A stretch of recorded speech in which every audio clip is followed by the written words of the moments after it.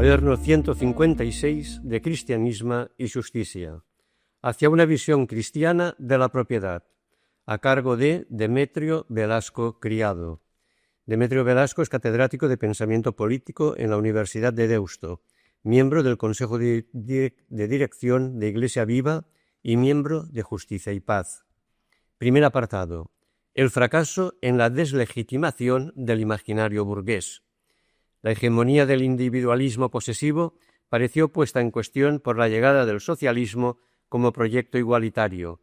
El socialismo denuncia la injusticia e irracionalidad de esa forma de dominio y apropiación oligárquica y excluyente de los recursos. Con lucidez y radicalidad, Bakunin la llama materialismo reaccionario revestido de deísmo metafísico y doctrinario. 1. Los diversos socialismos. Pero a la hora de la verdad, el socialismo de inspiración marxista-leninista, el que tuvo más vigencia, realiza esa crítica sin cuestionar de raíz una de las legitimaciones fundamentales del individualismo posesivo, el interés individual y material. Lo que cambió es la fe en que dicho interés puede ser universalmente satisfecho sin que la satisfacción de unos tenga que conseguirse en detrimento de la satisfacción de los demás. El sistema socialista seguía por la pretensión de asegurar a la vez la satisfacción subjetiva y objetiva de todos y cada uno. Para ello, bastará con que el individuo, como nuevo Prometeo, se sacuda todas las cadenas de la ignorancia y la tradición. Ese socialismo seguía creyendo en la razón y el progreso, pero sin los obstáculos que encontraron en las sociedades premodernas y burguesas. En la medida en que la propiedad privada se ha convertido en símbolo de una forma de dominio oligárquica y excluyente, el proyecto de socializarla utilizará muchos de los argumentos que el justnaturalismo racionalista utilizó para sacralizarla. Socializar la propiedad, sobre todo la de los medios de producción, es la única forma racional de satisfacer adecuadamente las necesidades de todos y cada uno y ejercitar con mayor eficacia y utilidad sus capacidades. Para lograr el control de sus propias vidas, los individuos deben controlar primero su propio trabajo, suprimiendo la alienación de trabajar para otros que se erigen en dueños del trabajo ajeno y de sus frutos, buscando satisfacer egoístamente sus necesidades. Se trata de crear una empresa común que logre la satisfacción universal, subjetiva y objetiva. 1.1. Su fallo radical. El proyecto socialista peca de profesar un credo demasiado optimista, tanto en lo referente a la superación de las lacras del liberalismo burgués como en sus propias convicciones igualitaristas y emancipadoras, y la razón de ello y de su consecuente fracaso es que sigue prisionero de la misma cuestión que subyace al economicismo liberal, el afán de satisfacer subjetiva y objetivamente, justa e igualitariamente los legítimos y divergentes deseos de apropiación que individuos y grupos humanos tienen sobre las cosas creadas de las que se sienten señores y amos. Para el socialismo, el liberalismo burgués imposibilitó la verdadera socialidad humana por convertir el natural antagonismo de intereses y deseos en hostilidad irreductible que hace que el deseo propietarista se afirme siempre a costa de los demás. Hobbes lo plasmó cuando dijo que la guerra entre dos egoísmos se da porque el deseo de uno versa sobre el deseo mismo del otro, o incluso del otro mismo, a quien también convierte en objeto de deseo. El socialismo espera romper la lógica fatal del individualismo propietario, buscando que el antagonismo natural entre los deseos individuales no llegue a ser hostil y que el intercambio entre ellos no sea para institucionalizar el egoísmo, sino para intercambiar bienes, servicios y satisfacciones. Esto supone crear un mundo alternativo y nuevo, sin dominación ni explotación. Para ello hay que crear un nuevo contrato social libre del pecado original del individualismo propietarista. 1.2. Prisionero de la lógica economicista. Los socialistas más primitivos buscaron recuperar un hombre natural, no pervertido por el progreso, que con su frugalidad y austeridad vive en paz con su ecosistema.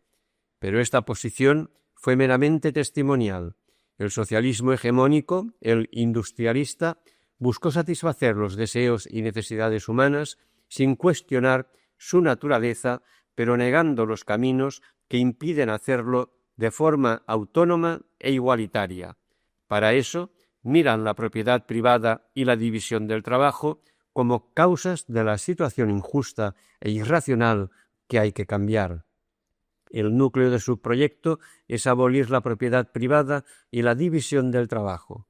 La apropiación colectiva de los medios de producción permitirá suprimir la primera, que es la causa de la segunda.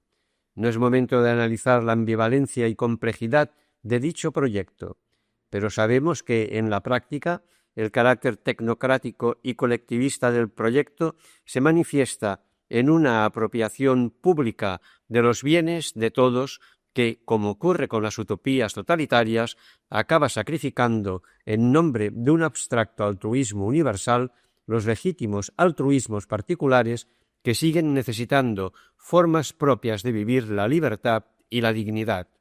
La experiencia del socialismo real deja patente un déficit de reflexión sobre las verdaderas raíces del individualismo posesivo que se reflejó en un déficit de antropología de las necesidades y de la forma sociopolítica de resolverlas. Sin quererlo, sirvió para reforzar la lógica del economicismo moderno. No deja de tener sentido que se calificara a los regímenes del llamado socialismo real como capitalismo de Estado. Añadamos que el productivismo, basado en la creencia de que los recursos naturales son inagotables, ha llevado a un desastre ecológico sin precedentes. La respuesta a los problemas de la escasez pasa, sí, por un Prometeo liberado de cadenas injustas, pero no por un Prometeo empeñado en resolver de una vez problemas que no tienen solución. Prometeo se convierte entonces en un nuevo Sísifo. Y ya no importa si la roca de Sísifo era de oro, el problema estaba en su peso. Casi no podemos evaluar la otra gran rama del socialismo, el anarquista, ya que no supo aplicar su proyecto de sociedad en realizaciones históricas. Solo cabe reconocer su lucidez para detectar las lacras y perversiones de los demás proyectos, así como su enorme inventiva para pensar situaciones problemáticas. 2. La doctrina social de la Iglesia. El contexto polémico en que nace la doctrina social de la Iglesia, DSI, se reflejará también en la actitud que adopta ante el derecho de propiedad privada. La Iglesia se sentía acosada y desplazada en un mundo moderno que la considera enemiga de la Ilustración y del progreso y que cuestiona su pretensión de ser sociedad perfecta con los privilegios que ello comporta. La cuestión romana, originada con la pérdida de los estados pontificios, sitúa al papado en una nueva lucha por la libertad de la Iglesia mediante un intento restaurador de hacer valer la insustituible utilidad de la religión y de la Iglesia católica. La condena de todas las ideologías hegemónicas y de los sistemas que las encarnan, sobre todo liberalismo y socialismo, rezuma un talante de Goethe que adopta una cosmovisión reaccionaria e integrista. El ultramontanismo de masas, donde la religión católica es el fundamento insustituible de todo orden social y político.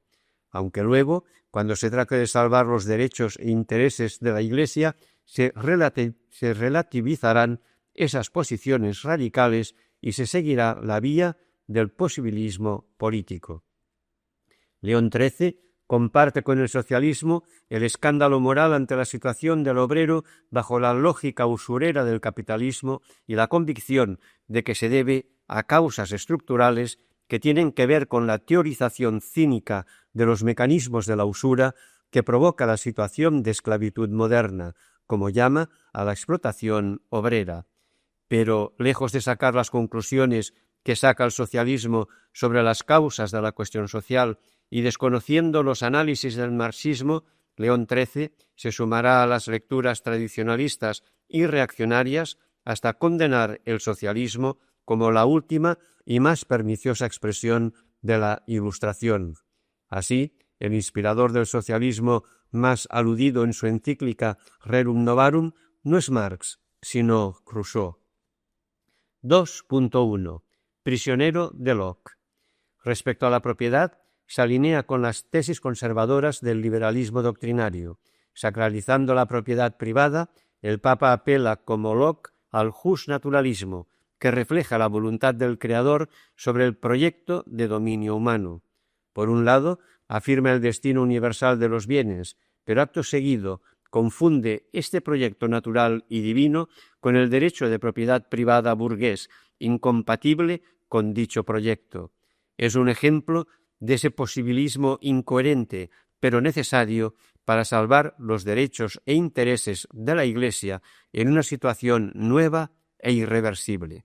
De ahí el sorprendente detalle de que sea este el único tema en el que la Iglesia apenas se mostró beligerante con la Declaración de los Derechos Humanos de 1789. En un primer momento reacciona contra la expropiación de sus bienes y condena las medidas desamortizadoras, pero luego, con su aceptación de los hechos consumados, acabará sumándose a la legitimación providencialista que los doctrinarios hacían del derecho de propiedad. La política concordataria de la Iglesia significó la renuncia a reivindicar sus posesiones, pero también la legitimación del nuevo estado de cosas. Así, la Iglesia, enemiga del liberalismo en todos los otros puntos, se hizo socioeconómicamente liberal cuando debería haber cuestionado el liberalismo vigente, sobre todo porque dentro del mismo liberalismo había elementos autocríticos que debería haber sabido hacer suyos con una percepción más aguda de los intereses burgueses y más solidaria con la inmensa mayoría de desheredados por el sistema. La deriva totalitaria del liberalismo económico no se habría dado, al menos en la forma en que se dio, si la moral cristiana no se hubiera prestado a lo largo de siglos a ser su instancia legitimadora por antonomasia. Es verdad que la tradición cristiana siempre ha mantenido el principio de que el destino fundamental de los bienes es universal, la satisfacción de las necesidades básicas de todos los seres humanos. Pero la asunción práctica de este principio ha sido tan inocua y tan carente de relevancia histórica que ha quedado reducido en la reserva escatológica de los principios evangélicos. Decimos creer que están ahí, pero obramos como si no existieran. En la forma de obviar las estructuras capitalistas de apropiación y distribución es quizá donde se ve más clara la incoherencia de querer atajar los problemas de la cuestión social sin plantearse las exigencias de una adecuada ética social. Es un problema ético y epistemológico a la vez, aunque León XIII considere la intervención del Estado y de las asociaciones, le da un carácter meramente instrumental, pues no contempla otra mediación eficiente que la del derecho natural y la vuelta a la vida e instituciones cristianas, con la reforma de costumbres que esta vuelta supone. La praxis social cristiana se disuelve en una praxis moral individualista. Un repaso a los remedios que esta doctrina va proponiendo a las patologías sociales arroja un catálogo de valores y virtudes que en última instancia atañen siempre a la praxis moral del individuo. El objetivo final de toda acción social consiste en restablecer la dignidad del individuo, que es su virtud única que merece la vida eterna. Ni liberalismo ni socialismo, por su naturalismo y determinismo, saben dar razón de la responsabilidad individual. El ideal cristiano de sociedad es un instrumento para salvar al individuo más que un proyecto de transformación estructural del orden social vigente. Así, ni la responsabilidad individual ni su dignificación se traducen en una transformación estructural de la sociedad, pues lo que motiva la praxis del creyente es la gracia y la recompensa escatológica. 2.2. Contradicciones. Por eso me parece pertinente la afirmación de Hariatmoko, que dice: en la justificación de la propiedad privada se muestra una laguna cuando su dimensión social solo se evoca en segundo plano. El uso de los bienes para ayudar a los otros es algo secundario respecto al perfeccionamiento personal. No se plantea la cuestión desde el mecanismo del reparto de la riqueza, que es el núcleo de la cuestión. En vez de abordarla en clave de estructuras sociales, la Rerum Novarum se contenta con recurrir a la legitimación teológica, subrayando el aspecto parenético y los mandamientos que rigen las relaciones interpersonales e identificando la acción con los pobres con la hecha con Jesús. Lo mismo ocurre con la determinación del salario justo. León XIII es un fiel exponente de la contradicción que supone mantener el principio tomista de que todo ser humano, por exigencias de su naturaleza inteligente y racional, debe poder apropiarse de lo que necesita para satisfacer sus necesidades básicas y las de su familia, y a la vez justificar el sistema capitalista y sus formas irracionales e injustas de apropiación de los bienes, como es el derecho de propiedad defendido por la burguesía liberal.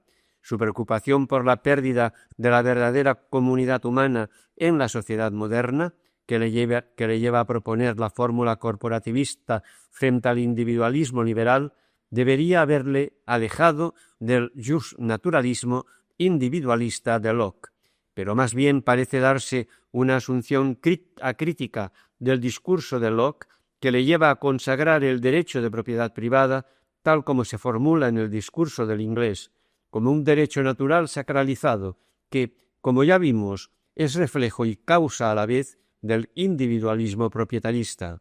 He aquí unas palabras suyas. La sabiduría católica, apoyada en los preceptos de la ley natural y divina, provee también con singular prudencia a la tranquilidad pública y doméstica con los principios que mantiene y enseña respecto al derecho de propiedad y a la distribución de los bienes adquiridos para las necesidades y la utilidad de la vida, porque los socialistas presentan el derecho de propiedad como pura invención humana, contraria a la igualdad natural de los hombres.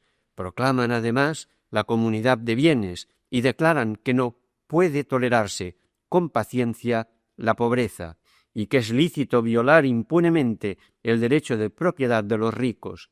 La Iglesia, en cambio, reconoce con mayor sabiduría y utilidad la desigualdad entre los hombres, distintos por las fuerzas naturales del cuerpo y del espíritu, desigualdad existente también en la posesión de los bienes.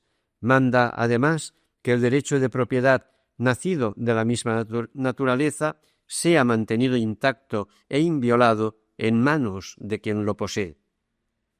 3. La socialdemocracia y la relativización del derecho de propiedad privada. Aunque la socialdemocracia SD no buscara el cambio revolucionario del sistema capitalista ni abolir la propiedad privada de los medios de producción, ha sido un sistema exitoso de distribución de los recursos socioeconómicos mediante la intervención del Estado. Las sociedades en que la socialdemocracia controló el poder político fueron denominadas sociedades del bienestar, con seguridad y bienestar como pilares de una forma paradigmática de vivir en desarrollo y democracia. Socialismo en libertad es un lema que todavía moviliza a una buena parte de la población de los países de Occidente. Pero la socialdemocracia, aun distribuyendo la propiedad entre una amplia capa de la población, no ha impedido que los ricos sean cada vez más ricos y que las diferencias sociales se hayan agudizado entre propietarios de los medios de producción y altos ejecutivos de las empresas por un lado y los asalariados por otro, e incluso entre las diferentes capas de estos últimos. Esta deriva es cada vez más evidente en nuestros días, y el caso español es un botón de muestra.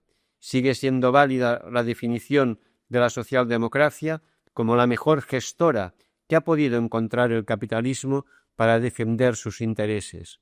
Hace 30 años, en una época todavía dorada de la socialdemocracia, escribía Maurice Duverger en su carta abierta a los socialistas lo siguiente: En Gran Bretaña, en la República Federal Alemana, en Suecia, en Austria y en algunas naciones más, ocupa el poder la socialdemocracia. Allí acrecienta las libertades políticas, hace progresar la igualdad, eleva el nivel de vida de los asalariados, aumenta su seguridad, asegura su dignidad. Los socialdemócratas escandinavos, británicos y alemanes han logrado que sus países se hallen cerca del socialismo, pero el progreso hacia la socialización de la economía va tan despacio como el de los soviéticos hacia la libertad política. Hoy, tras la caída del muro de Berlín y tras décadas de hegemonía neoliberal, este progreso hacia la socialización de la economía no solo no se ha producido, sino que, incluso como objetivo deseable, se ha convertido en una antigualla.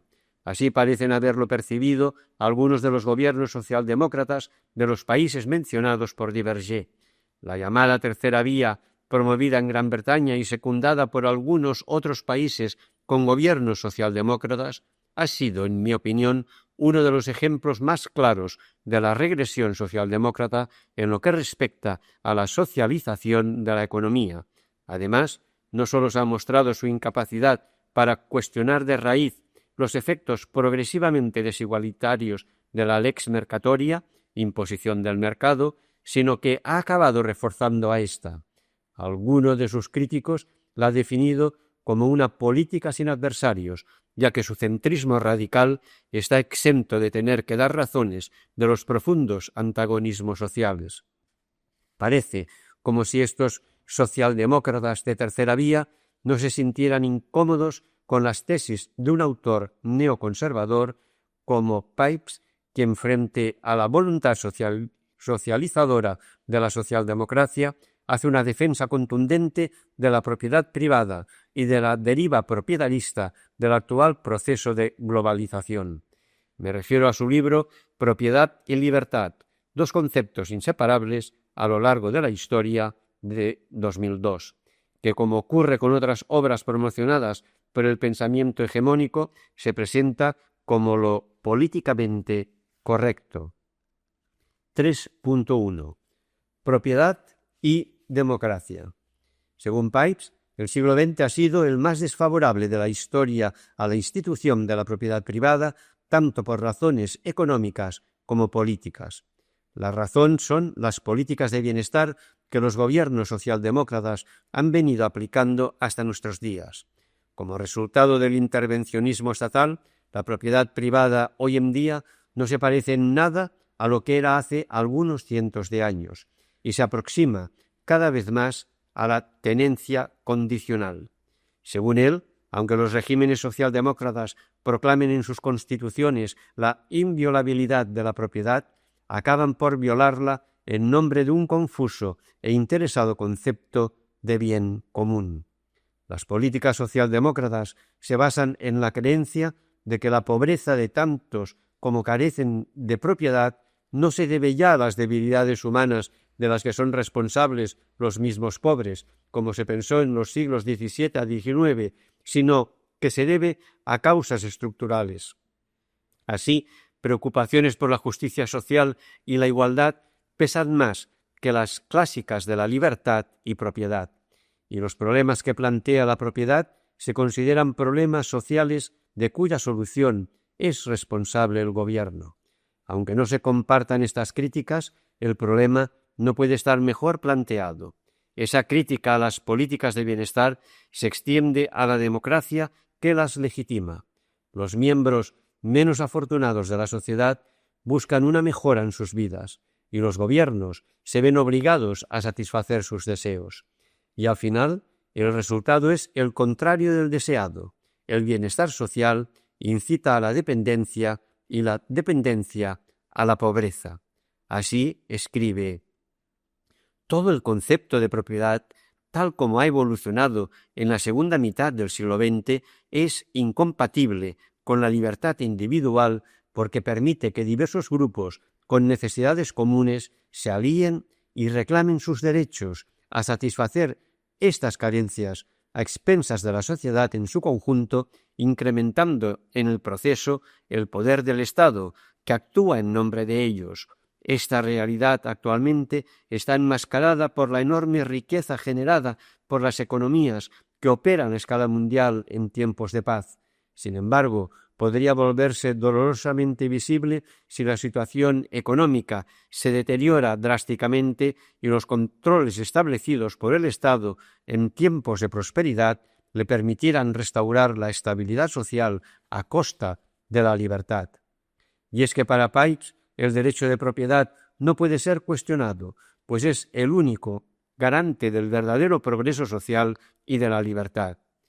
Sigue diciendo: el derecho de propiedad no garantiza en sí y de por sí los derechos y libertades civiles, pero históricamente ha sido el mecanismo más efectivo porque crea una esfera autónoma en la que, de mutuo acuerdo, ni el Estado ni la sociedad pueden incurrir en usurpación. Al trazar una línea entre lo público y lo privado, hace al propietario cosoberano. De ahí que pueda afirmarse que es más importante que el derecho al voto. El debilitamiento de los derechos de propiedad por mecanismos tales como la distribución de la riqueza para fines de bienestar social y las intromisiones en los derechos de contratación en nombre de los derechos civiles socavan la libertad en las democracias más avanzadas, aun cuando la acumulación de riquezas y la observancia de los procedimientos democráticos en tiempos de paz puedan dar la impresión de que todo marcha bien. Según Paix, el ideal sería acabar con las políticas de bienestar, pero como la medida sería inviable por demasiado traumática, recomienda una alternativa sensata que contempla iniciativas diferentes, desde un intervencionismo razonable del Estado a un abandono del igualitarismo democrático. En el primer punto, enumera variadas formas de transgresiones contra la propiedad en las que interviene el gobierno y que amenazan la libertad. Son medidas impuestas en nombre del bienestar público y referidas a ingresos y beneficios, seguridad social, desempleo y otros programas de bienestar social. Empleos públicos, lo que supone altos impuestos. Permisos de trabajo, reduciendo la competencia de los que no sacan licencia. Franquicias, titularidad estatal de los medios de comunicación social, etc. Subsidios en la agricultura, transporte, etc. Uso arbitrario de los recursos públicos, servicios, libertad contractual, condicionada a normas obligatorias, salario mínimo, alquileres, regulaciones bancarias. O, finalmente, medidas de discriminación positiva, sobre todo en la educación superior. En total, la mirada nostálgica al Estado del siglo XIX es el preludio de la mirada neoliberal para el siglo XXI. La exigencia de un cambio de mentalidad que cuestione la legitimidad de los derechos sociales, porque son ilimitados y se afirman siempre a costa de otros, lleva a una vuelta a los clásicos del liberalismo, pero para hacer un uso sesgado y anacrónico de ellos. La forma en que se plantean cuestiones como la igualdad, la pobreza o el bien común son un ejemplo de neoliberalismo oligárquico y excluyente, como ahora veremos. 4. Legitimaciones neoliberales y neoconservadoras del individualismo propietarista hoy. La poca eficacia práctica de las críticas al individualismo propietarista se ha mostrado en el final del siglo XX y comienzo del XXI en la forma en que los neoliberalismos y neoconservadurismos han vuelto a sacralizar el modelo de globalización economicista de carácter oligárquico y excluyente que está configurando nuestro mundo. El capitalismo real de nuestros días, que nada tiene de democrático, se caracteriza por un control cada vez más oligárquico de los procesos socioeconómicos y, por lo que hace a nuestro tema, por un proceso de acelerada privatización del mundo que refleja las peores amenazas para el porvenir de nuestro ecosistema. La sacralización del mercado y la creciente monetarización de la vida socioeconómica están convirtiendo en contracultural cualquier defensa de los bienes naturales como destinados a satisfacer necesidades universales y de carácter gratuito. La carrera suicida del capitalismo actual para librarse de todas las cargas socioeconómicas que el Estado moderno había mantenido como imprescindibles para legitimar nuestro modelo de sociedad liberal, amenaza hoy con una nueva huida hacia adelante. 4.1. Neoliberalismo y propiedad. Como fruto de esta creciente desregulación y privatización neoliberal, la propiedad privada se ha transformado de forma sustancial. Algunos autores han calificado de contrarrevolución conservadora a la transformación de toda la vida económica y social en un mercado bursátil donde todo se puede convertir en dinero líquido. La metáfora de Bauman, calificando a nuestro mundo de modernidad líquida, encontraría aquí su expresión más esperpéntica. Todo cuanto había supuesto hasta ahora alguna garantía de protección social y bienestar, como fondos de pensiones o seguridad social, se ve hipotecado en buena medida por esta lógica hegemónica. El poder creciente y casi incontrolado de las grandes empresas transnacionales para imponer esta lógica mercantilista que lleva a esa carrera acelerada de macrofusiones se refleja en la voluntad de apropiarse de todo lo que pueda ser estimado como convertible y liquidable. No me refiero solo a empresas que pueden parecer más o menos productivas y rentables y de las que se dispone sin tener en cuenta los costos sociales y humanos de su transformación o liquidación, sino a todo lo que puede suponer un motivo de previsible ventaja en la lucha con los competidores. De este modo, la apropiación privada de conocimientos científicos, de organismos y formas de vida que son frutos de la naturaleza, de procesos sociales de construcción de la realidad y, finalmente, de cualquier actividad que refleje el trabajo histórico y social de la humanidad, se convierte en el objetivo de dicho capitalismo caníbal. 4.2. Piratería inmaterial. Una concepción razonable del derecho de propiedad debería llamar biopiratería o acto criminal a esa apropiación legal de la titularidad de patentes sobre formas de vida, de plantas medicinales o semillas, animales o genes. Si a esto se añade la escasa regulación de un mercado cada vez más complejo y la rápida transformación tecnológica de la vida, desmaterialización e informatización, con la creación de un nuevo espacio de flujos en la bioinformación, puede comprenderse lo difícil que resulta controlar dicho proceso de apropiación-expropiación.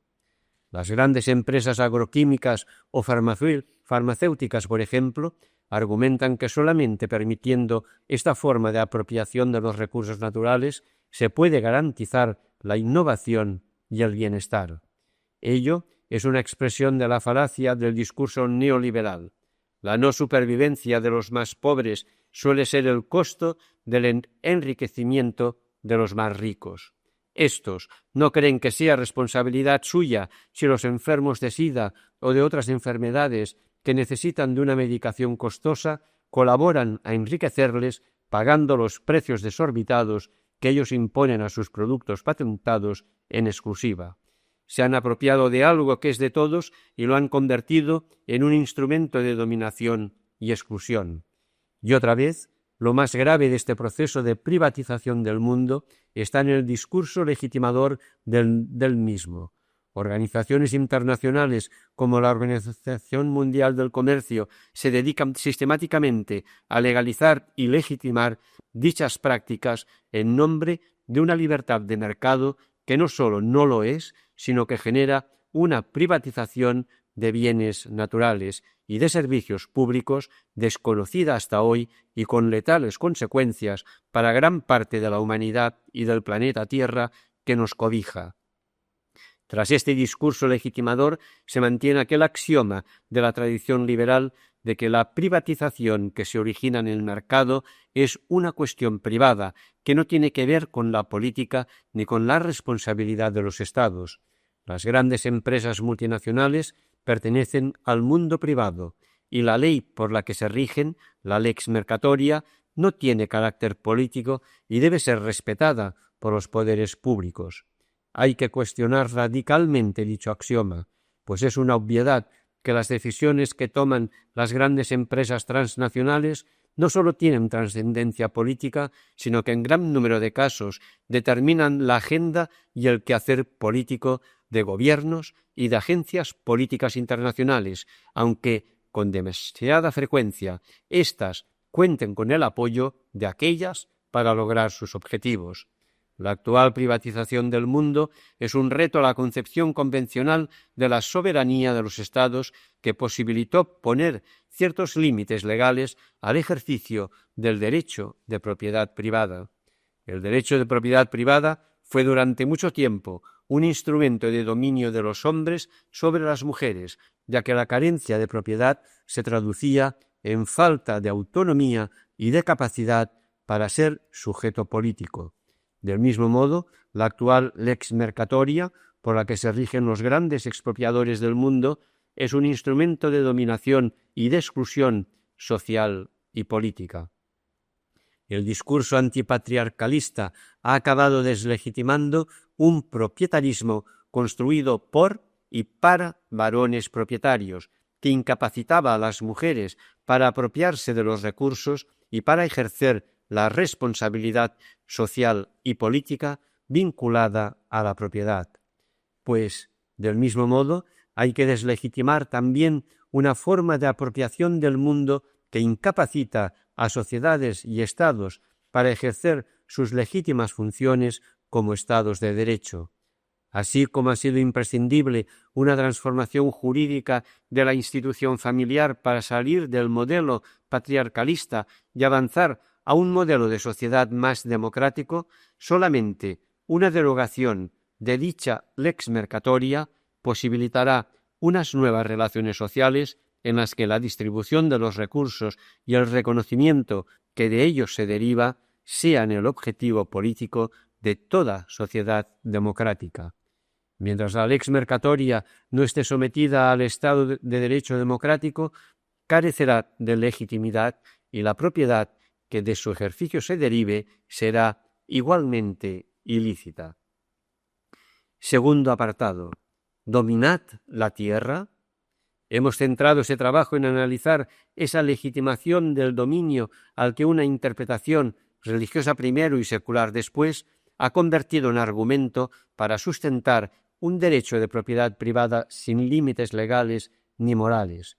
Ahora podemos percibir hasta qué punto esa teoría del dominio es responsable de un individualismo propietarista que ha derivado finalmente en un capitalismo totalitario y depredador. Entre los graves problemas derivados del imaginario propietarista hay uno asociado a los demás del que ahora comenzamos a tomar conciencia y que quizá sea el más terrible. Me refiero al problema ecológico.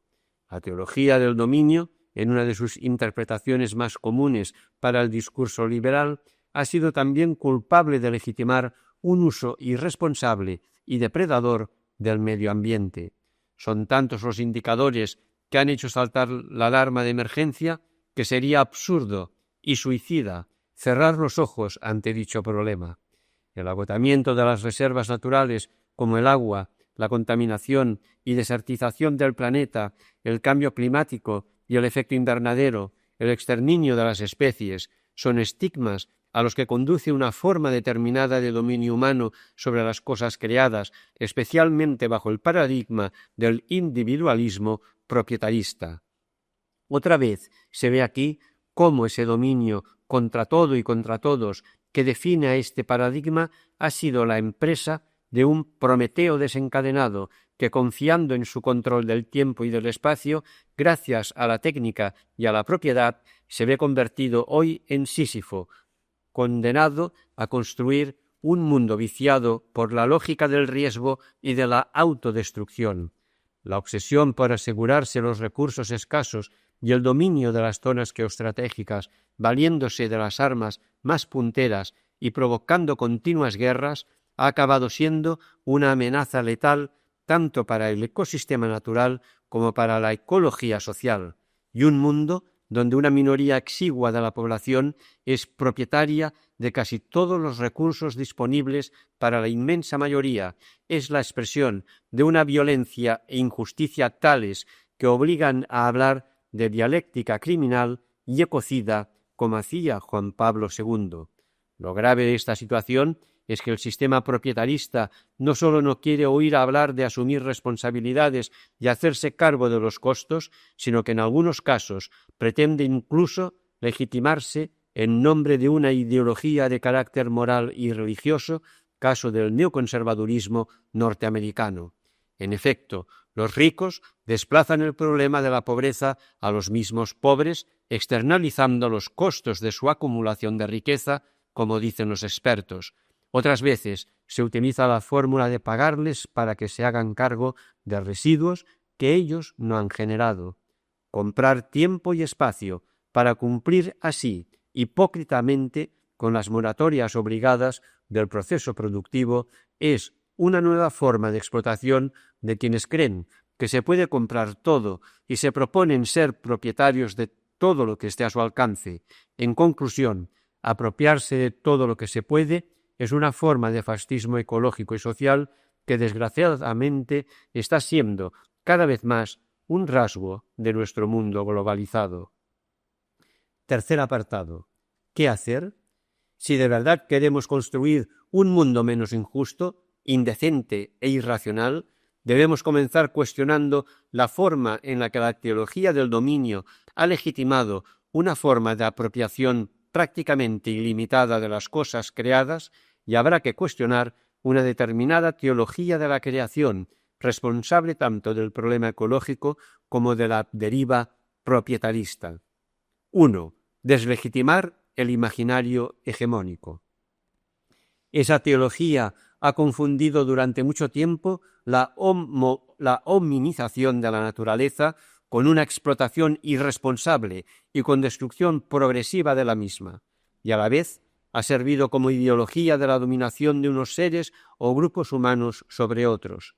Esta misma teología del dominio ha camuflado con argumentos de derecho natural y divino lo que simplemente era el derecho del más fuerte, y ha ayudado a creer que ser señor de uno mismo supone serlo a costa de que los demás no lo sean.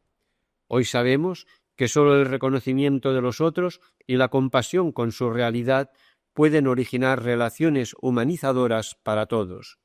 La dialéctica hegeliana de dominación y servidumbre sólo se puede trascender asumiendo el paradigma de la libertad como no dominación. Ninguna relación humanizadora con los otros puede tejerse desde el paradigma propietarista, sino sólo con lazos de justicia misericordiosa. Ha llegado la hora de problematizar la institución de la propiedad, no sólo analizando su complejo proceso de construcción, sino planteando la ineludible responsabilidad ética de los propietarios en un mundo en el que la mayoría de los seres humanos ni lo son ni pueden llegar a serlo. En un mundo tan radicalmente interdependiente como el nuestro, el problema de la pobreza es, sobre todo, un problema de los ricos, y su solución pasa por la problematización de su riqueza. Es simplemente cínico seguir manteniendo el discurso propietarista que ve en los pobres, además de una realidad residual, una amenaza, como en la parábola citada del banquete de Malthus. El discurso propietarista ha pervertido de tal forma la lógica antropológica y ética subyacente a la propiedad que ha acabado convirtiendo en responsable único de su situación de marginación y exclusión a quien, por no ser propietario, carece de capacidad para poder decidir y responsabilizarse con autonomía de su propia vida. En cambio, libera de cualquier responsabilidad al rico, que por ser propietario es capaz de decidir con autonomía lo que es determinante para todos. Esta perversa paradoja dificulta decisivamente la transformación de la realidad. Desmontar su falacia es un paso imprescindible para hacernos cargo de la realidad que hemos construido. El problema somos los ricos, insaciables a la hora de acumular riquezas y además disculpados e incluso legitimados para seguir haciéndolo a costa de los demás. 2. La austeridad a debate. Tras lo dicho, es obvio que no podremos afrontar los desastres con que amenaza el individualismo propietarista sin una actitud de austeridad solidaria que nos enseñe a vivir de otra manera. Hablando gráficamente, podríamos hablar de la eutanasia del rentista y también de un cambio de paradigma: ganar y consumir menos para vivir mejor. 2.1. Cambio de paradigma. La segunda fórmula sería útil para una gran mayoría de los beneficiarios del sistema propietarista. Significa que tenemos que aprender a ejercer un dominio sobre las cosas que, por un lado, satisfaga adecuadamente nuestras necesidades y, por el otro, posibilite una relación justa y solidaria con los demás. Esa austeridad la imponen hoy imperativos ecológicos. Satisfacer las necesidades de todo el planeta exige cambiar de hábitos de apropiación y de consumo. La imponen también imperativos sociopolíticos. Es la única salida humana a tanta desigualdad, injusticia y miseria de nuestro mundo. Imperativos éticos. Es la única forma de superar el nihilismo moral que encubre la dialéctica criminal a que ya nos hemos referido, e imperativos religiosos y más específicamente cristianos, como explicitaremos más adelante. La virtud de la austeridad es ambivalente e incluso ambigua. Hoy deberíamos despojarla de buena parte de las legitimaciones de que gozó en la tradición burguesa y recuperar su mejor tradición clásica y cristiana. ¿No sería viable exigir la reciedumbre moral que conlleva el ascetismo radical y nihilista de un Diógenes por su carácter elitista y excesivamente provocador, aunque no nos vendría mal maestros de su talla? Tampoco bastaría con el hedonismo racional de Epicuro, aunque es imprescindible su recomendación de aprender no a aumentar las riquezas, sino a disminuir los deseos. Pero hay demasiado talante abstencionista y securitario detrás de su jardín tapiado. Tampoco podemos aceptar hedonismos esteticistas, hoy tan en boga, que practican un nuevo culto a la naturaleza y al cuerpo humano, pero reservado en exclusiva a quienes gozan de una enorme cantidad de recursos. Al escribir estas páginas acabo de leer un reportaje titulado «A la venta, las virtudes de la ecología». Allí se dice que 35 millones de estadounidenses compran habitualmente productos que afirman respetar el planeta y que van, según un informe, desde el lápiz labial de seda de abejas orgánica de la selva tropical de Zambia hasta los automóviles Toyota Prius. Se fomentan tales opciones con el ejemplo de famosos que publicitan esta conducta para un mercado en aumento y que prescinde del enorme y peligroso efecto de dicho consumo acumulado. Como les recuerda un crítico medioambientalista, la expresión consumismo verde es un oxímoron, una contradicción. Creo que en este caso está justificado ese juicio. 2.2. Austeridad solidaria. Hay, pues, una radical ambigüedad tras muchas llamadas que se hacen a la austeridad. Está una clara voluntad de estar por encima de las contingencias materiales para, así, poder ser más libre y solidario con los demás, pero puede reflejar también el miedo a depender de los demás y perder la independencia, que es el objetivo más anhelado. La primera forma de austeridad supone y prioriza los valores espirituales, éticos y religiosos, y es un reflejo de sociabilidad humana y de preocupación por el bien común. Pero la segunda es hija de la insociabilidad y la alimenta. Nace de la convicción de que los demás son competidores hostiles de los que hay que depender lo menos posible. Por tanto, busca exclusivamente su bien particular. Y esta segunda versión es la virtud que se adapta mejor a la lógica de la sociedad propietarista, cultivando los valores que ésta necesita. Ser austeros, pero para poder acumular y tener más, evitando así depender de los demás. Esa austeridad, lejos de cuestionar de raíz el afán propietarista, es alimentada por él y acaba siendo desbordada y sacrificada por él. Hoy se dan invitaciones individuales y colectivas a la austeridad y a la independencia que responden al espíritu propietarista y que agostan el suelo de la solidaridad que necesariamente pasa por la interdependencia.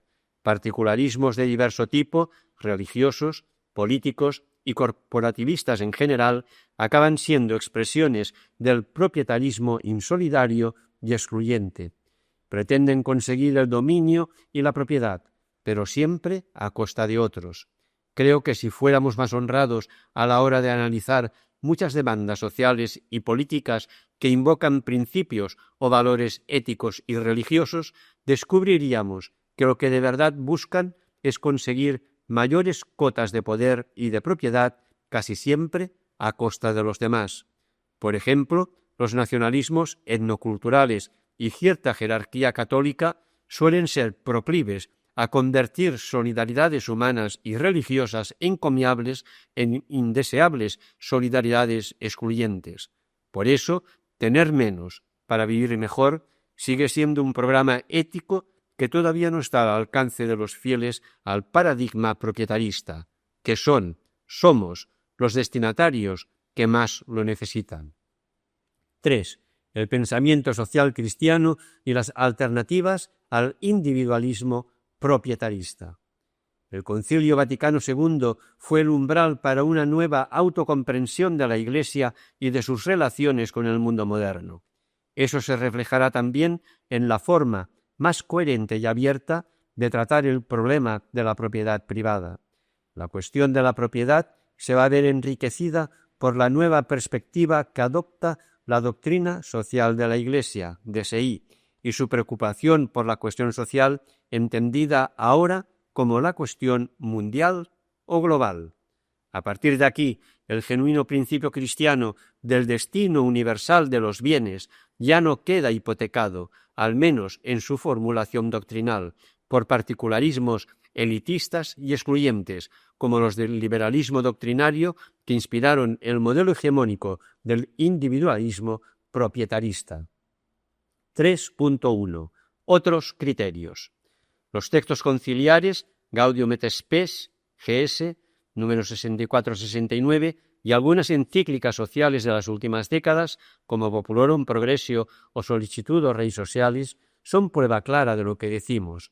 No cabe aquí una exposición detallada de lo que esos textos dicen sobre la propiedad. Baste con señalar algunos de los criterios fundamentales que deben regir la comprensión y ejercicio del derecho de propiedad. En primer lugar, se prioriza el uso responsable y solidario de la propiedad frente al hecho jurídico de su titularidad. La propiedad no es un fin en sí misma, sino que debe estar orientada a cumplir su función primordial, posibilitar que los seres humanos sean libres e iguales, como lo exige su vocación. La función personal y social de la propiedad son explicitadas como un argumento antropológico y ético fundamental. La apropiación y dominio de las cosas debe posibilitar el desarrollo integral de los seres humanos, tanto a nivel personal como social. Frente a la citada dialéctica criminal, fruto de una apropiación radicalmente injusta e irracional de los bienes por parte de una minoría siempre insatisfecha y carente de calidad moral, hay que crear un mundo con estructuras económicas justas y solidarias, donde se garantice una vida digna y autónoma para todos y cada uno de los seres humanos. El uso de los bienes debe ser responsable y solidario, lo cual no puede entenderse como un principio utópico e irrealizable como pretende la ortodoxia neoliberal, sino que debe ser criterio inspirador a la hora de organizar la economía.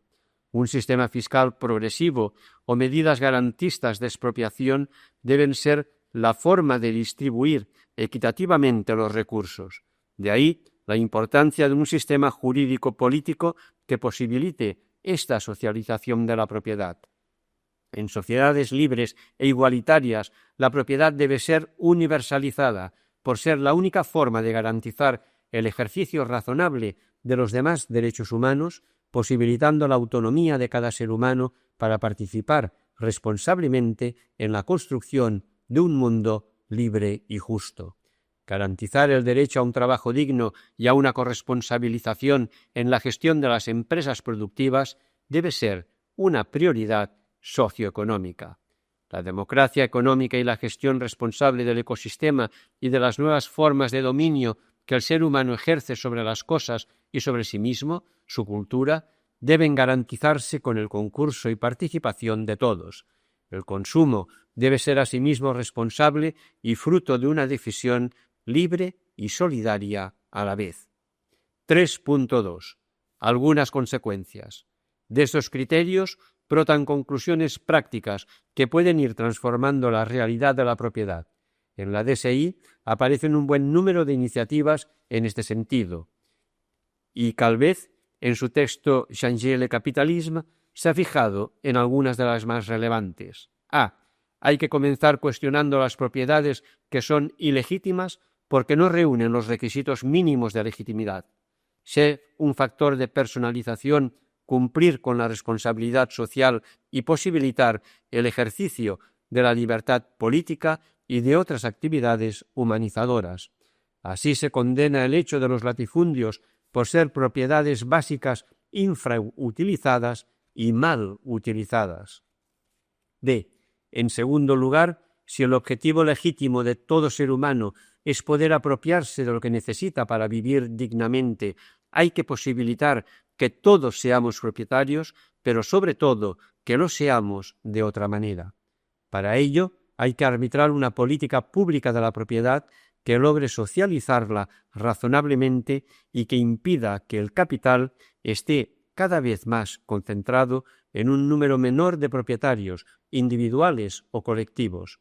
Para eso, no basta con garantizar el derecho al trabajo, pues aunque el trabajo tenga prioridad sobre el capital, éste siempre lo sitúa en desventaja y lo hace cada vez más precario y frágil para lograr sus objetivos. No se trata de colectivizar la propiedad, sino de defender la función pública que debe tener. Se trata de que el Estado intervenga con medidas lo menos coercitivas posibles para posibilitar el acceso de todos a la propiedad. A veces, para lograr el objetivo deseado, será imprescindible imponer medidas claramente coercitivas, como la expropiación forzosa o una imposición fiscal extraordinaria. Un ejemplo claro es el caso de la reforma agraria. Es buena y legítima. No olvidemos que lo contrario a la libertad no es la coerción, sino la dominación arbitraria. C. Para perseguir este objetivo, el Estado debe garantizar que esa forma de dominio, la propiedad, no se convierta en fuente de dominación política y social. Ello ocurre cuando, confundiendo las diferentes esferas o poderes, los ricos obligan a los pobres a aceptar las reglas de juego que les favorecen. En el paradigma propietarista, este era el núcleo duro del contrato social. Esa confusión de esferas en que el poder económico invade la esfera del poder político y determina la toma de decisiones públicas. Pero cuando un recurso privado incide así en la vida de los demás, deja de ser privado y debe someterse a las reglas de juego de lo público. El Estado tiene entonces derecho y deber de intervenir. Pero no todo se arregla con medidas coercitivas, sino que es fundamental una cultura cívica que impida el trasiego y comercio de poderes y entre poderes y ataje la corrupción, especialmente la de los cargos públicos. D. Finalmente, para repartir la propiedad hay que posibilitar que la mayoría pueda influir en las decisiones que determinan la distribución de las riquezas que se generan tanto en la empresa como en el mundo de las inversiones financieras. Este influjo de la mayoría evitará los desequilibrios producidos por la creciente acumulación y concentración de la riqueza. Esto supone que todos los seres humanos puedan nacer y crecer en un contexto de igualdad de oportunidades donde ni la sangre ni el suelo sean determinantes de su destino. Sabemos que esto no ha sido nunca así, ni probablemente lo será. Pero mientras factores como la herencia y la educación sean una fuente de desigualdad y de privilegio, como ahora, es imprescindible revisar el argumento propietarista que ve en la continuidad de la familia otro argumento sacralizado para convertir en intocable la propiedad privada. El Estado, por su obligación de suprimir privilegios y desigualdades ilegítimas, debe intervenir, si es preciso de forma coercitiva, en la educación y en la herencia.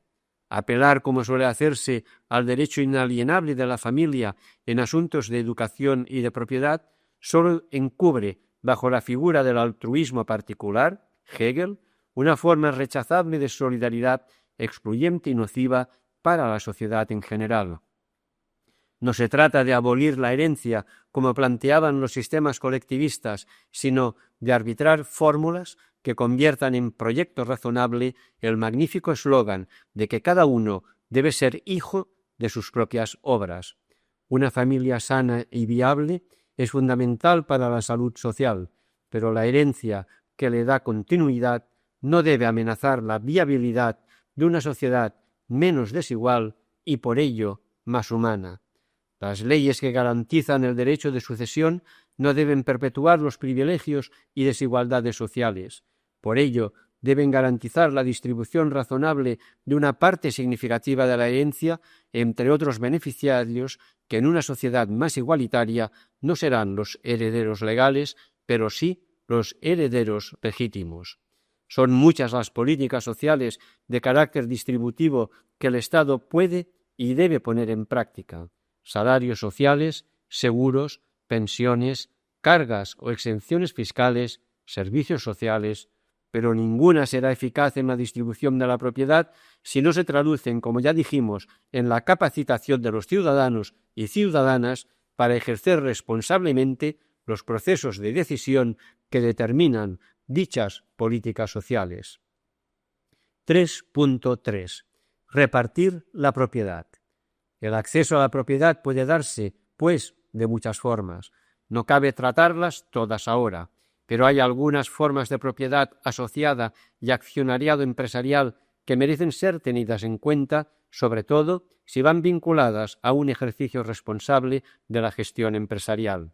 Me voy a referir solo a una forma de repartir la propiedad que tiene que ver con la forma en que buena parte de quienes somos propietarios ejercemos de propietarios. Por ejemplo, solemos pensar que la responsabilidad del reparto de la propiedad está solo en manos de los plutócratas individuales o colectivos que dominan el mundo o en manos de estados que ejercen en él sus cotas de soberanía política.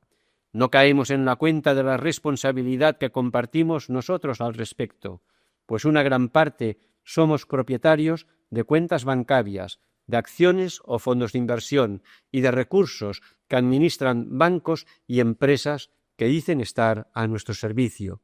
Y tenemos suficiente información para saber si lo que dichas instituciones hacen con nuestra propiedad será determinante a la hora de posibilitar un mejor reparto o, por el contrario, acelerará una mayor concentración de la riqueza. A veces surgen escándalos que nos hacen conscientes de que con nuestro fondo de pensiones o nuestros ahorros bancarios financiamos el empobrecimiento de personas y grupos sociales, incluso su esclavitud o guerras y otras actividades criminales. Y solemos reaccionar con una actitud entre fatalista y abúlica que nos lleva a pensar que no se puede hacer nada o que todo lo que se haga será inútil. Pero no es así, sobre todo si tenemos en cuenta que la responsabilidad a la hora de ejercer de propietarios es seguramente uno de los retos en los que se pone en juego la calidad de nuestra condición humana. Aquí se ve el significado de lo que antes dijimos. Del modo en que nos relacionamos con nuestros recursos depende la relación que tejemos con los demás y viceversa. No podemos juzgar ahora la verdadera dimensión ética de lo que se viene llamando ética de los negocios o responsabilidad social corporativa, pero creo que es una obviedad que si una masa crítica apuesta por fórmulas menos injustas y desigualitarias de ejercer el derecho de propiedad, por ejemplo la banca ética, las cosas pueden cambiar algo en sentido positivo. Obviamente, para influir en la conducta de los grandes agentes económicos hay que crear un tejido social cohesionado y decidido a actuar, y eso supone un cambio importante de mentalidad y estilo de vida. Convertirnos de consumidores más o menos satisfechos en ciudadanos insatisfechos, y reivindicar nuestro papel de propietarios responsables, o como dice Calvé, tras aceptar que no hay soluciones milagrosas, no hay solución humana, fina y matizada, más que en el reconocimiento del problema que plantea el predominio del capital, si está demasiado desigualmente repartido, y en el esfuerzo de corregir y volver a corregir los repartos, sobre todo en los momentos cruciales de la vida, a fin de alcanzar un nivel suficiente de igualdad de oportunidades sin cuestionar el dinamismo social, sino manteniéndolo en un alto nivel. Cuarto apartado, consideración final. Cuando redactaba este texto, me venían a veces a la cabeza unas frases terribles de Maquiavelo en El Príncipe. Un padre prefiere mandar sus hijos a la guerra antes que perder sus bienes. O los hombres olvidan más pronto la muerte de un padre que la pérdida de su patrimonio. Temo que el imaginario propietarista, cuya génesis, significado y alcance he intentado describir, sirva para dar razón al florentino. El enorme reto que plantea el individualismo propietario es uno de los mayores de nuestro mundo, si no el más importante. Es preciso priorizarlo, practicando sensatamente algunos de los criterios e iniciativas propuestos, y para ello asumir el eslogan «Otro mundo es posible», que en el ámbito eclesial podríamos traducir como «menos moral visigótica y más justicia social», una Iglesia experta en humanidad ha de saber poner en juego sus talentos para que la praxis de Jesús se convierta en bienaventuranza fecunda. Hoy, cuando está imponiéndose el fascismo social, urge reivindicar una teología y una praxis cristiana que reclamen para todos los seres humanos la posibilidad de ser hijos de sus propias obras, y para ello la apropiación de lo que necesitan para conseguirlo. Propiedad y libertad deberían ir unidas, sí, pero mientras el actual sistema propietarista sea responsable de la dialéctica criminal que divide a nuestro mundo, no es legítimo ni decente utilizar y defender acríticamente ese principio. Si no tenemos valor para ello, al menos no tengamos la hipocresía de justificarlo. Apéndice. Algunos textos sobre la propiedad de las fuentes cristianas. Para ayudar a eliminar ese imaginario del individualismo posesivo, ofrecemos algunos textos, entre los muchos que cabría entresacar de la primitiva tradición cristiana. Más allá de las diferencias de contextos sociales, de estructuras económicas y de lenguajes, no es difícil adivinar tres principios fundamentales que configuran un modo de ver y de imaginar totalmente diferente y más en consonancia con el modo de ver de Jesús, esbozado al final del cuaderno anterior. Primero, que el destino común de los bienes de la tierra pasa claramente por encima de su asignación privada, la cual es sólo un medio para realizar aquel. Segundo, que precisamente por eso todo aquello que nos sobra, una vez cumplidas satisfactoriamente nuestras necesidades, ya no es nuestro, sino que pertenece a los pobres. Es gráfico el ejemplo de quien, por ser el primero en ocupar una localidad de un teatro, ya no deja entrar a nadie.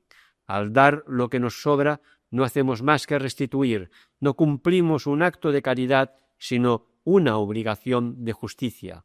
Tercero, y que para eso es imprescindible eso que algunos hoy han llamado una civilización de la pobreza, según Ignacio Ellacuría, o quizá mejor dicho, una civilización y una cultura de la sobriedad compartida. ¿Cómo deberían concretarse estos principios en las actuales estructuras socioeconómicas? Es tarea nuestra que ya no podemos pedir a los padres de la Iglesia. 1.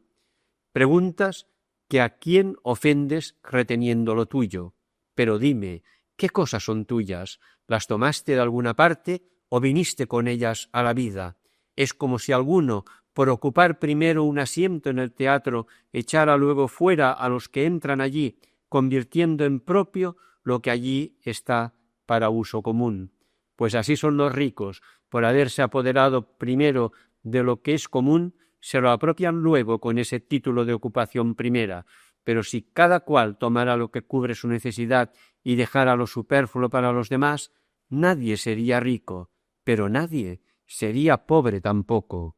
En San Basilio, homilía sobre el rico insensato, número 7. 2.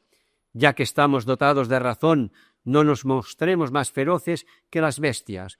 Éstas usan como bien común de lo que posee la tierra, y así rebaños de ovejas pastan sobre un único monte, innumerables caballos pastan sobre una sola y misma llanura, y todos ceden de ese modo unos a otros el goce del sustento necesario.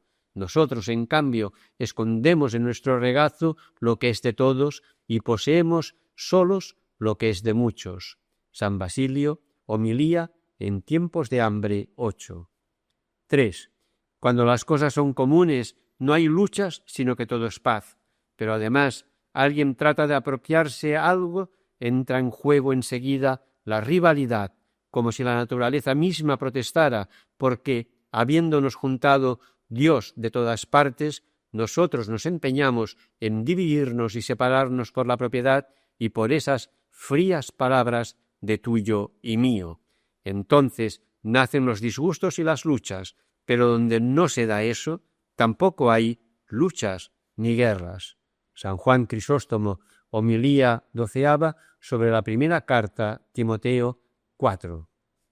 4. No digo que las riquezas sean pecado, el pecado no está en la riqueza, sino en no repartirla entre los que no tienen. Nada de cuanto Dios ha hecho es malo, todo es bueno y muy bueno. Por tanto, también son buenas las riquezas, a condición de que no dominen a quienes las poseen y a condición de que remedien la pobreza. Una luz que no desterrara las tinieblas, sino que las aumentara, no sería luz. Del mismo modo, yo no llamaré riqueza la que aumenta la pobreza en vez de desterrarla. El que busca apoderarse de lo ajeno ya no es rico, sino que él es el verdadero miserable. San Juan Crisóstomo, homilía 12ª sobre la primera carta a los Corintios 5. 5.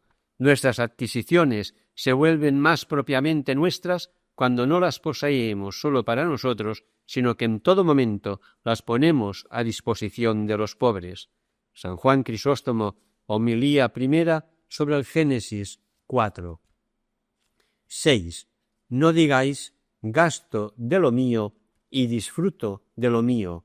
No disfrutas de lo tuyo, sino de lo ajeno. Y lo llamo ajeno porque vosotros lo queréis, pues Dios quiere que sea vuestro lo que ponéis en manos de vuestros hermanos, y si empleas egoístamente lo tuyo solo para ti, entonces lo tuyo se convierte en ajeno. Usáis cruelmente de lo vuestro y decís que es justo gastar lo vuestro para vuestro goce exclusivo, pero yo os digo que entonces lo vuestro se convierte en ajeno.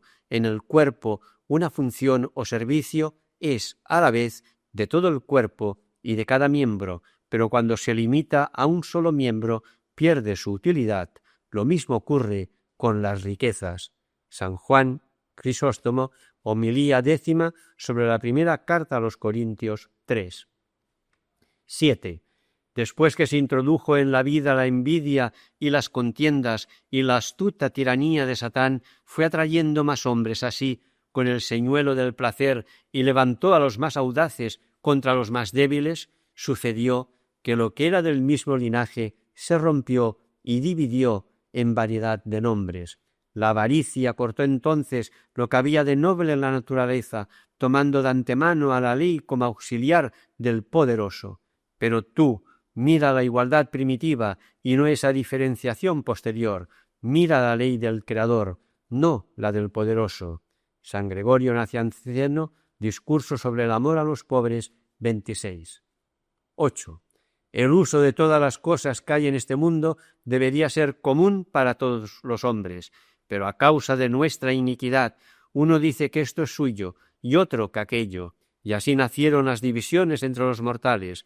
Como no puede ser dividido el aire ni la luz del sol, así no deben ser divididas las demás cosas que han sido dadas en común, no para tenerlas, sino que deben ser poseídas en común. Quienes desprecian estas enseñanzas no solo se hacen reos, sino excomulgados. Esto no sólo debéis cumplirlo, sino predicarlo a todos. Pseudo Decretales de San Clemente V. 9. Los filósofos paganos juzgaron justo que cada cual tenga lo público por público y lo privado como suyo. Esto ciertamente no es conforme a la naturaleza, porque ésta dio a todos las cosas en común. Dios dispuso la creación de modo que todo fuese alimento común para todos, y la tierra una cierta posesión común de todos. Así pues, la naturaleza engendró el derecho común y la apropiación hizo el derecho privado. San Ambrosio, sobre los deberes de los ministros, 1. 10. La misericordia es parte de la justicia, de modo que si quieres dar algo a los pobres, esta misericordia es justicia, tal como dice el Salmo: distribuyó y repartió entre los pobres, su justicia permanece eternamente, en 111.9. Es injusto que alguien completamente igual a ti no sea ayudado por sus semejantes, sobre todo desde el momento que Dios quiso que esta tierra fuese posesión común de todos y suministrase frutos para todos, pero luego la avaricia dividió los derechos de las posesiones. San Ambrosio, Sermón octavo sobre el Salmo 118, número 22. 11. No es obra de Dios vuestra codicia, investiga y verás qué pocas cosas son necesarias. Ve que no solo es poco lo que os es suficiente, sino que ni siquiera Dios os exige mucho. De lo que Dios te dio, quita lo que te sea necesario. Los demás bienes que son superfluos para ti son necesarios para otros. Los bienes superfluos de los ricos son necesarios a los pobres. Por eso, cuando posees cosas superfluas, estás poseyendo cosas ajenas. San Agustín, Sermón sobre el Salmo 147, número 12. 12. No pienses que tal perfección es propia solo de hombres y de apóstoles, pero que una mujer rica no puede compartir sus bienes, pues necesita muchos auxilios para esta vida.